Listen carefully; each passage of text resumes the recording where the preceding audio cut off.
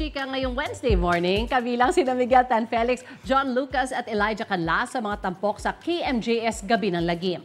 Nag-share sila ng kanilang inspirasyon sa kanilang characters. Ang isa pang sparkle actor na si Nikki Ko, nagkwento naman tungkol sa nakakakilabot na experience sa shooting ng pelikula. May unang chika si Athena Imperial.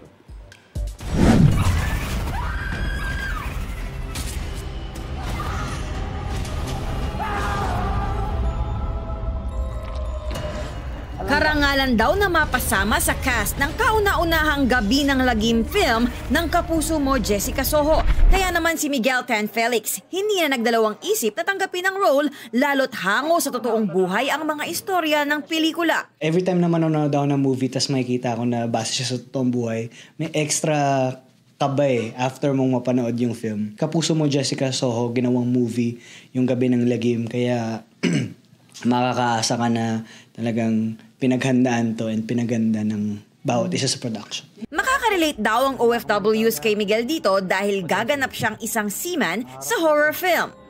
Para kay Lola din. Tatalakayin din ang exorcism sa pelikula na talagang nakakatakot i-shoot, sabi ni Sparkle actor Nikki Ko. Ayaw mo na mangyari sa totoong buhay mo eh. So talagang before and after, kailangan mag-pray, tsaka talagang pinatibay ko yung relationship ko kay Lord. Kasi pagka medyo laylay yung faith mo, dun ka mas atakihin eh. Parang mas wala kang paniniwala.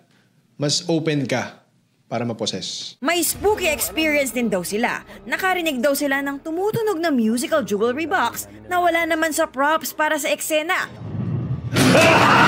Puro kandila lang daw ang meron sa set. Nakapalibot kami dun sa i-exercise.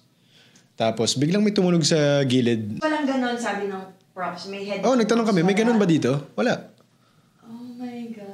Tapos naghanap kami, baka may cellphone, baka may nantitrip. Wala talaga. Humugot naman ng emosyon at inspirasyon sa pag-arte sa panonood ng horror films si John Lucas. Ako po ay mahilig manood ng mga horror movies talaga. Gawa ng ang gagawin nating movie ay sariling atin. Kumbaga, Filipino movie. So, ang mga pinanood ko, yung mga napanood ko nung bata na talagang nagbigay sa akin ng takot. Sa gubat naman nag-shoot ang award-winning actor na si Elijah Canlas. Nakakatakot man daw, in-enjoy na rin niya ang oportunidad na gampanan ng isang Pinoy mythical character. Yung KMJS team, they did their research. Shinare nila yon with me, kung ano yung origins ng isang berbalang. Kasi ako, never ko pa narinig kung ano ba yung berbalang. Alam ko, manananggal, tikbalang, mga ganyan. Pero what is a berbalang? Naging mas malinaw sa akin kung ano bang klaseng aswang ang isang berbalang. Yung paniniwala na yan, parte yan ng kultura natin bilang mga Pinoy.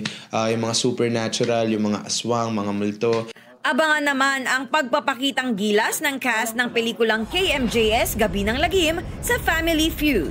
Ito ang unang balita, Athena Imperial, para sa GMA Integrated News. Gusto mo bang mauna sa mga balita? Mag-subscribe na sa GMA Integrated News sa YouTube at tumutok sa unang balita.